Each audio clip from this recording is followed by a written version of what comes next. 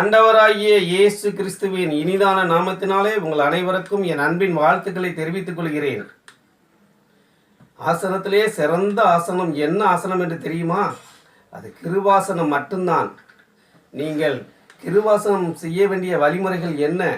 உங்கள் இரு கரங்களை உங்கள் இருதயத்துக்கு நேராக கூப்பி, ஆண்டவரே, உமது கரம் என்னோடு இருந்து எந்த தீங்கும் அணுகாதபடி, எந்த தீவினையும் நெருங்காதபடி, எந்த ஒரு கொடிய நோயும் அணுகாதபடி, எந்த ஒரு கொடிய மரணமும் சம்பவிக்காதபடி, எந்த ஒரு கொடிய விபத்துக்களும் நேரிடாதபடி என்னையும் காத்தரலும், எங்கள் கணவரை காத்தரலும், எங்கள் பிள்ளைகளை காத்தரலும், உம்மை நம்புகிற பிள்ளைகள் ஒவ்வொருவரையும் காத்தரலும் என்று சொல்லி இதை நீங்கள் அனுதினம் செய்து கொண்டு வந்தீர்கள் என்று சொன்னால் நிச்சயமாகவே உங்களுக்கு நல்ல பலன் கிடைக்கும்.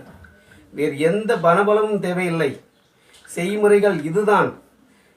ஈஸியான வழிகள், எளிய வழிமுறைகள்.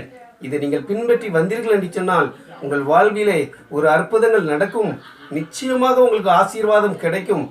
இதை கடைபிடித்து நீங்கள் அநேக மக்களுக்கும் நீங்கள் பிரயோஜனமாக இருப்பீர்கள் என்று சொல்லி உங்கள் இருகரம் கூப்பி, ஆண்டவராகிய இயேசு கிறிஸ்துவின் நாமத்தினாலே உங்களுடைய சரீரத்தில் உள்ள வியாதிகள் அத்தனையும் நீங்கும் என்பதை இந்த கிருபாசனத்தின் மூலமாக உங்களுக்கு தெரியப்படுத்தி, ஆண்டவராகிய இயேசு கிறிஸ்துவின் நாமத்தின் வல்லமையினாலே உங்களிடத்திலிருந்து விடைபெற்றுக் கொள்கிறேன். நன்றி, வணக்கம்.